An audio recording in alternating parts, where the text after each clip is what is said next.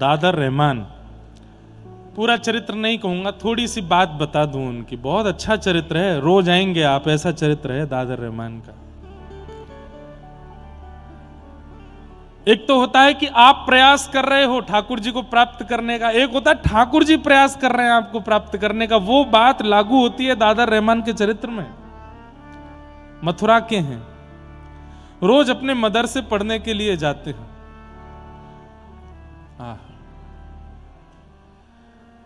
तो जो मदरसा जाने का रास्ता था, उस रास्ते में एक मंदिर पड़ता था, पर मंदिर के बाहर एक लकड़ी की एक आड़ जैसी थी, ताकि चलते फिरते लोगों को सीधे ठाकुर जी का दर्शन ना हो।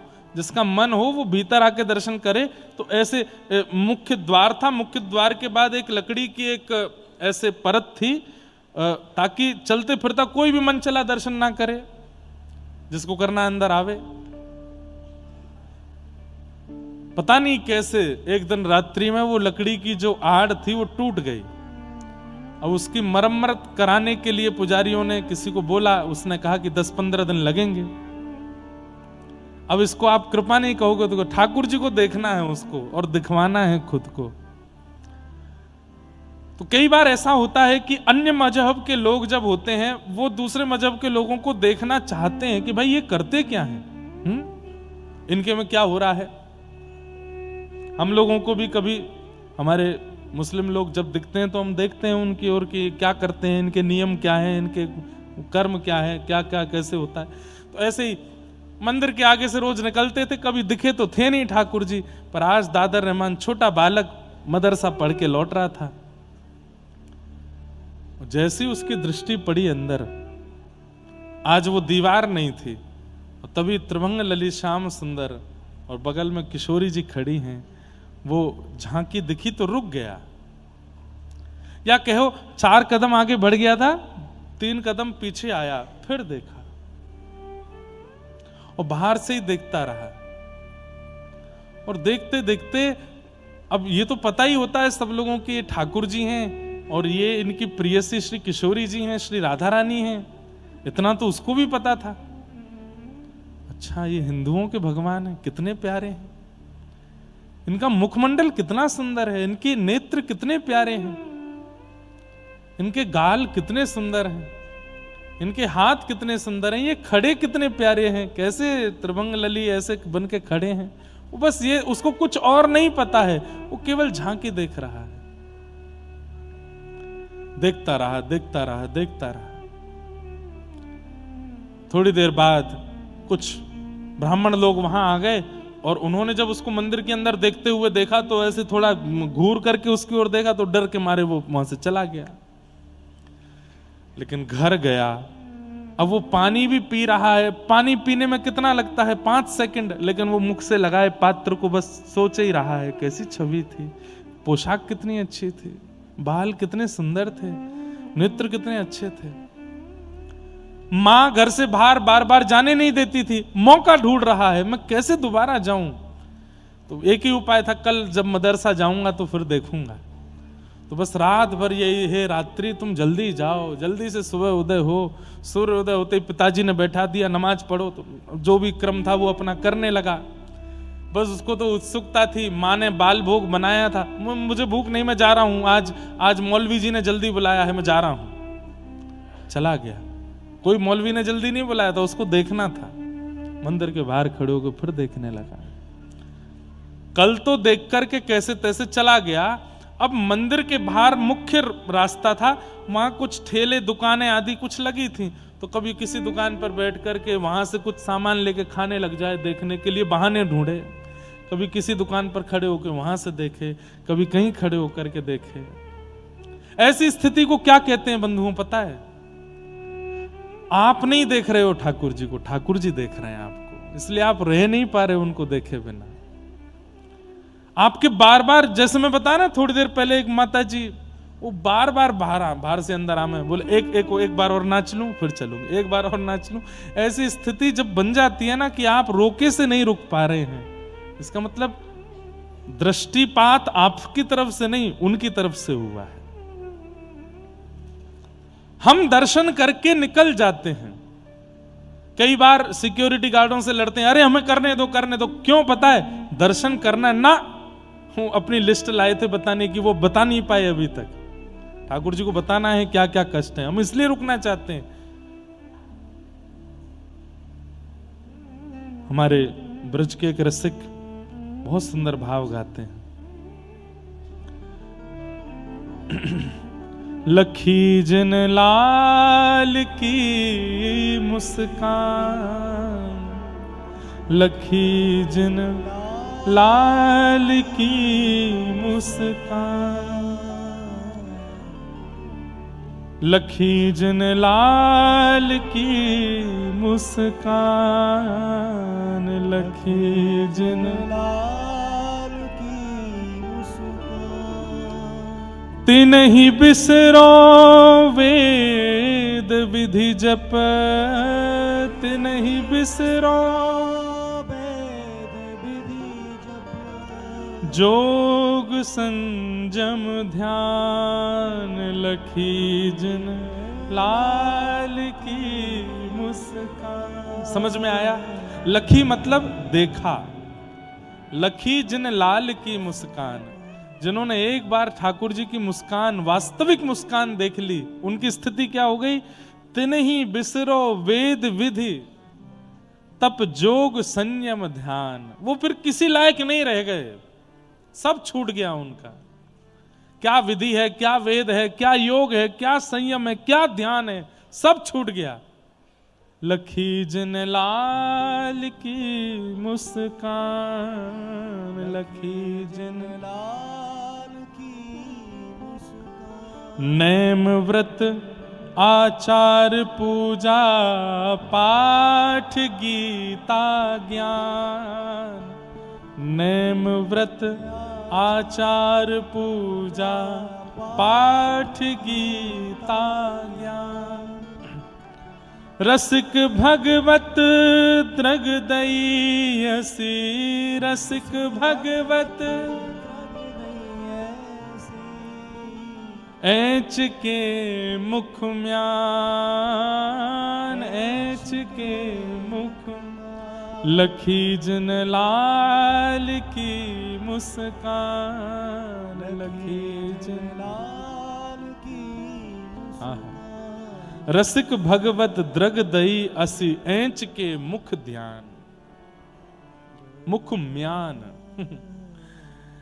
अब इस भाव को कैसे समझोगे? श्री भगवत रसिक देव जी कह रहे हैं कि अपने होठ रूपी धनुष बाण से ठाकुर जी ने ऐंच करके, म्यान खींच करके, अपनी मुस्कान रूपी बाण चला करके मुझको घायल कर दिया है।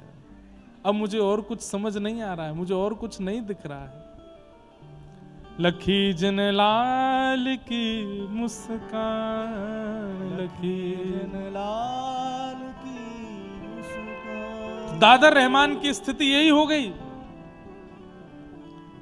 अब तो मदरसे का समय हो गया, समय पूरा हो गया, बालक वापस लौट के घर जाने लगे और दादर रहमान वहीं खड़े खड़े ठाकुर जी को देख रहा है।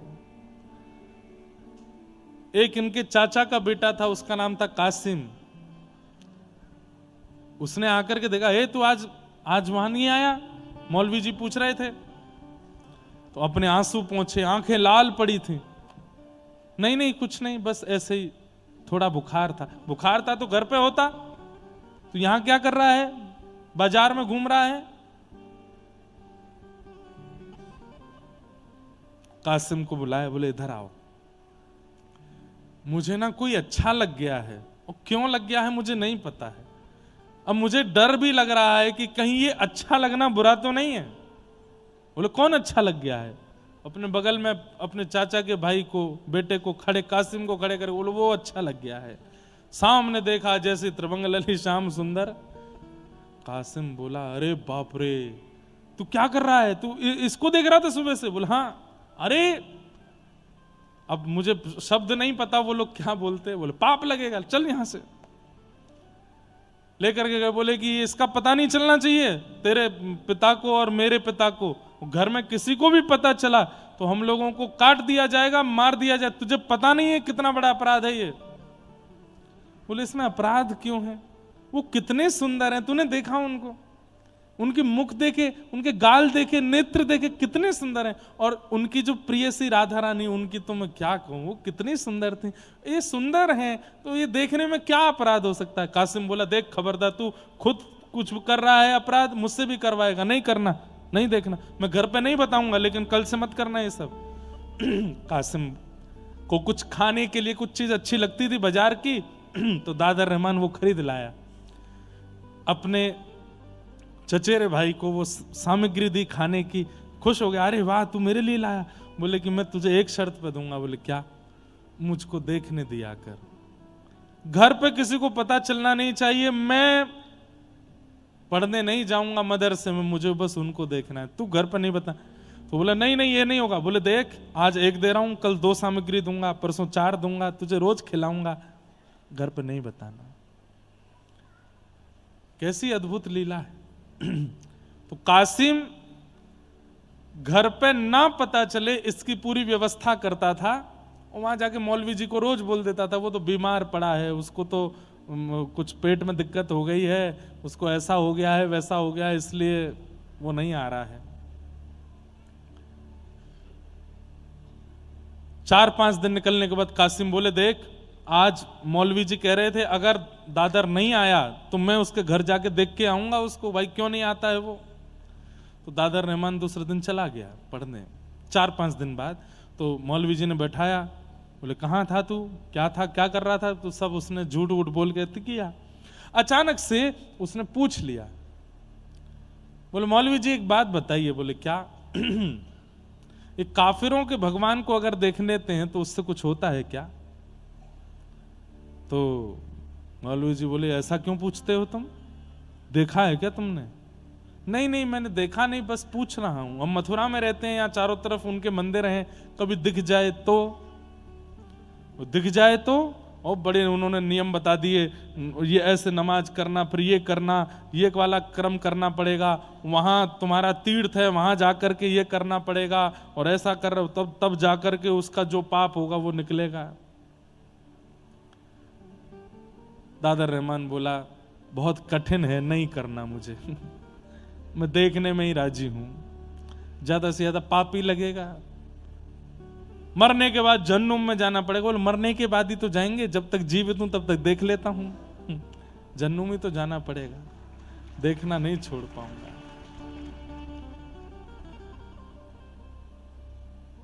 हम लोगों को कितनी सहजता है कि हम देख सकते हैं, हम सुन सकते हैं, हम गा सकते हैं, हम सब क्रिया कर सकते हैं। पर कई लोग हिंदू होते हुए भी उनके घर के लोग अलाउ नहीं करते कथा सुनने के लिए, मंदिर जाने के लिए, वृंदावन जाने के लिए, प्याज लहसुन छोड़ने के लिए, मांस मदिरा छोड़ने के लिए घर के लोगों की अनुमति नहीं है। खाओ, पीना पड़ेगा, खाना पड़ेगा। ऐसे ऐसे परिवार भी आते हैं। कासिम ने एक दिन कहा, बोले देख तेरा बहुत ज्यादा हो गया है ये, तू रोज रोज यहां खड़े खड़े, और तू रोने लग गया आजकल, तू वहां रोता रहता है, ऐसे में ठीक नहीं है, मैं तेरे पिताजी को बता दूंगा। बोले मत बताना, बहुत मारेंगे और दर्शन करना बंद करवा देंगे, मुझे बहुत अच्छा लगता है इनको देखना। बोले मैं बताऊंगा। और कासिम ने जाकर के घर पर बता दिया कि दादर रहमान एक मंदिर के बाहर खड़े होकर दर्शन करता है। ये नहीं बताया रोज करता है, बस इतना कह दिया कि आज किया था, मैंने देख लिया था। इतना मारा पिता ने, इतना मारा कि हाथ की चमड़ी उधर गई दादर रहमान की। बोले तू इनके भगवानों को देखेगा, ऐसा करेगा, ये करेगा, रोते रहे।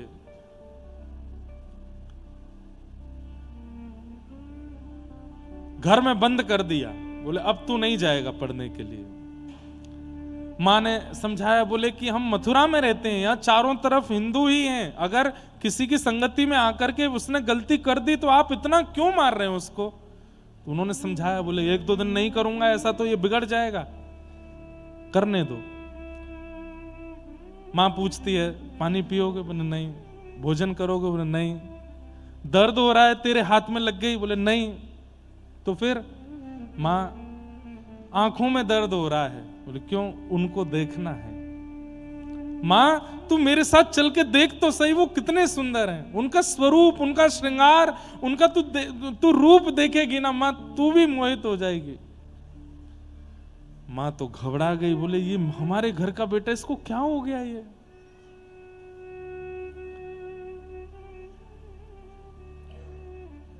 दो चार 10 दिन तक दर्शन नहीं करने दिए, घर से बाहर नहीं जाने दिए। तो दादा रहमान को लगा अब मुझे नाटक करना पड़ेगा, तभी मैं घर से निकल पाऊंगा। तो एक दिन सुबह उठ के नमाज अदा करने लगे। पिताजी को लगा कि नहीं सुधर गया। पिताजी से जाके बोले पिताजी आज के बाद नहीं करूंगा, मुझसे गलती हो गई और मैं अब पूर्ण तरह जो हम लोगों का है उसका ध्यान रखूंगा। बोले हाँ बस यही बात, अब तुम मदरसा जाओ। मदरसा जाता है और जैसे जैसे वो मंदिर समीप आता है मन में बस स्थिति होती है और दूर से ही बोलता आ रहा है। वो नाम भी नहीं जानता ठाकुर जी का, वो बस ये जानता हिंदुओं के देवता।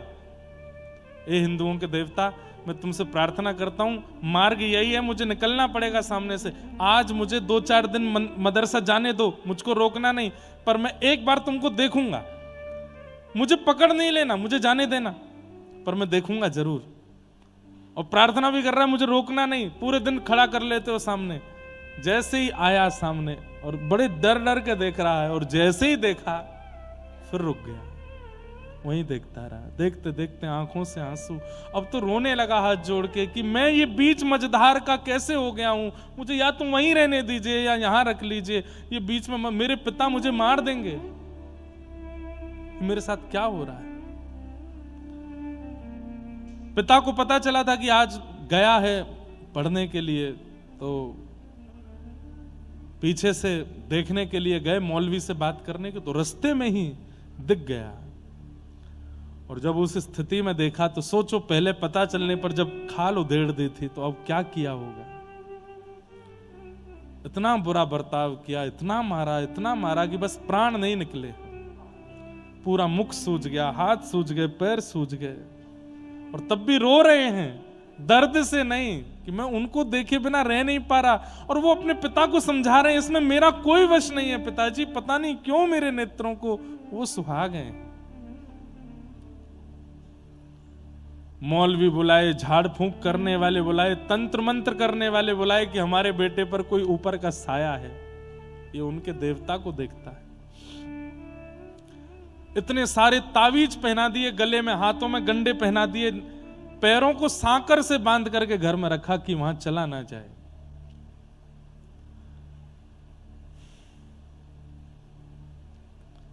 लगन लगी घनश्याम की जाए, लगन लगी घनश्याम की। एक बार जिसे लगन लग जाती है ठाकुर जी की, इसे कहते हैं लगन, इसे कहते हैं स्थिति। कई लोग तो चाहेंगे भी नहीं कि हम इस स्थिति में आवें, पर ऐसी स्थिति सबकी बन नहीं पाती।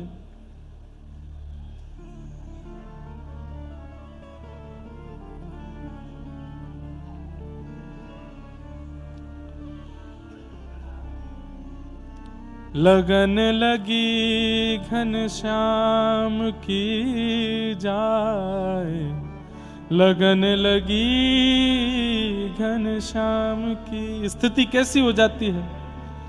धरत कहूं पग परत है कितहूं, धरत कहूं पग परत है कितहूं, भूल जाए सुध धाम की।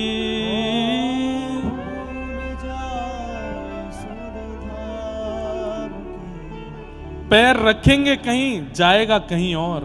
धरत धरत कहूं पग परत है कितहूं, भूल जाए सुध धाम की। लगन लगी घनश्याम की जाए, लगन लगी घनश्याम की। लगन लगी घनश्याम की जाए, लगन लगी घनश्याम। छवि निहार नहीं सार कछु, छवि निहार, धरि पल निस दिन जाम की, धरि पल।